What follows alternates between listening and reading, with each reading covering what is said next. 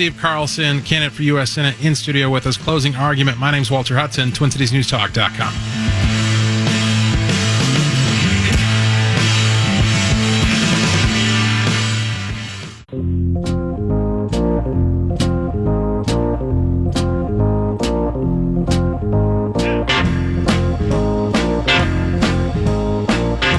We've spent the first hour getting to know Steve Carlson, who's a candidate for U.S. Senate, running as a Democrat, who holds the interesting distinction of being a fan of Donald Trump, the current Republican president of the United States, and holding many positions that are in sync with the sitting president.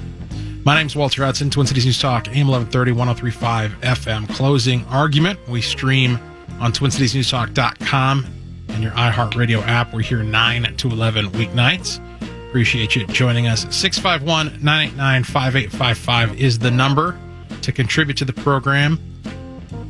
Brad Omlin taking those calls and producing the show. All right, I want to get into some of the controversies potentially that can emerge between us. This whole thing started, the reason we have you in the program was over a disagreement on tariffs, and we'll get to that eventually, but I want to stick with immigration here for a second.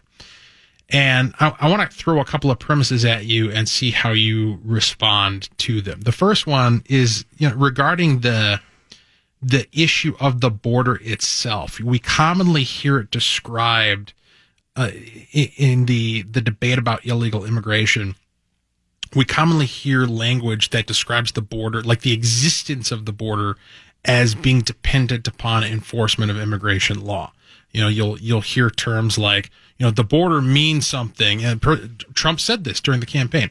The border means something, and in order for it to mean something, we have to enforce our laws. We have to enforce immigration. You hear rhetoric along the lines of the Democrats and the leftists and the open borders crowd are trying to destroy the border. You hear terminology like anarchy at the border and things of this nature.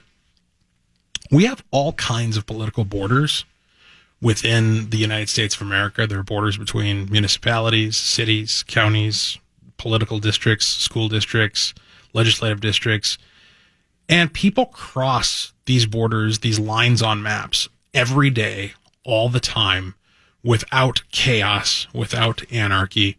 What fundamentally is different about the national border that requires these types of restrictions about who's crossing it and under what circumstances?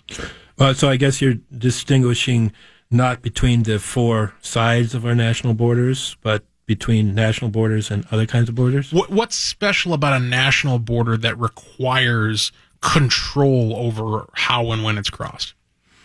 Well, okay, because with our Constitution, all right, we're all part of the government. We all have rights as citizens. And so one of the things that's happening now is that that's being diluted. And citizens feel that, they're second place, that other people are being helped by our public policy and not them.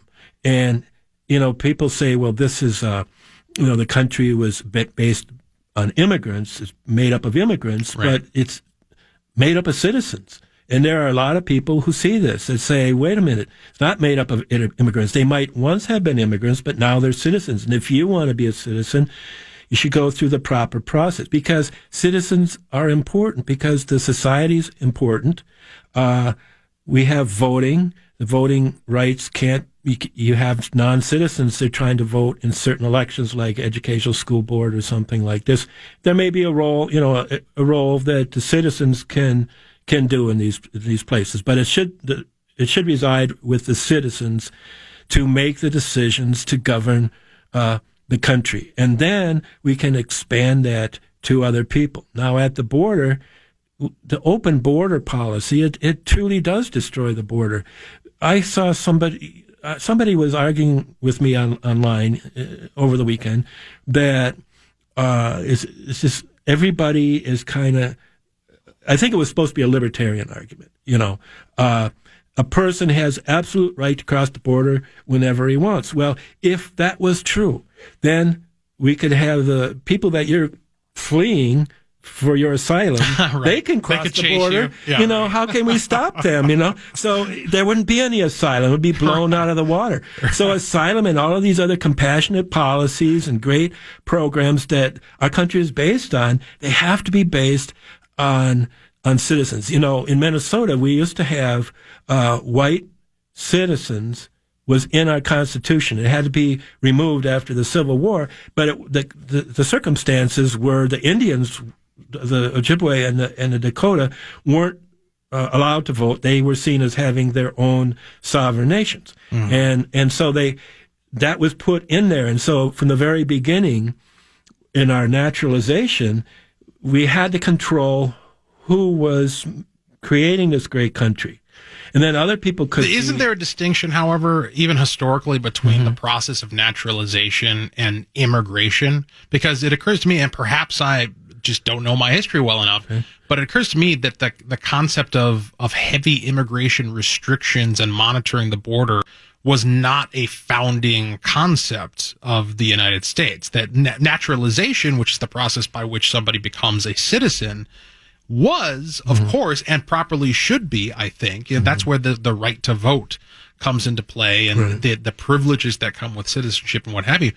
But the mere crossing of a line on the map in order to reside here and work here and engage in relationships and trade was not something that the founding fathers were particularly occupied with. And if we look at the Mexican border, like personally, I am very much in favor of just human relations with everybody, and that's what I see.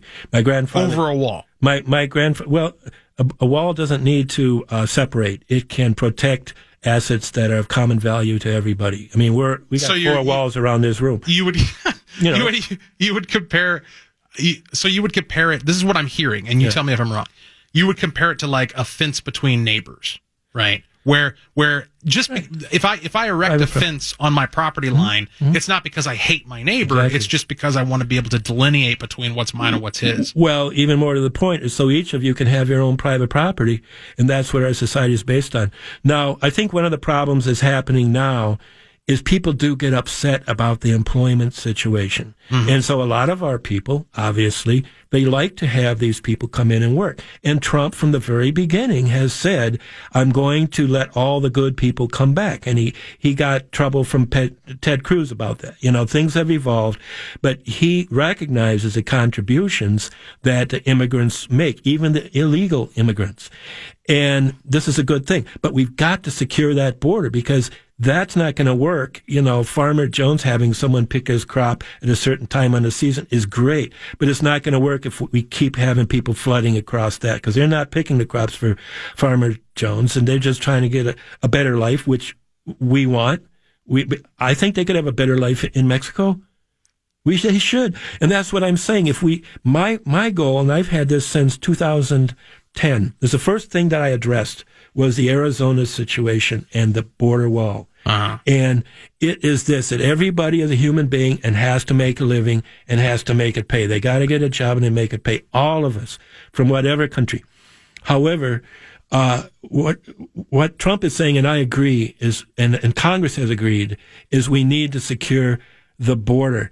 And because otherwise it just doesn't work. And people come in to take jobs and then to run past to do things now they're running. So many people are running drugs. Everybody's not running drugs, but we can't protect ourselves against criminal elements, nor can the Mexican immigrants themselves protect themselves when there's no order and there's just chaos. All right, so that leads perfectly into another premise that I want to throw your way and have you react to. Okay.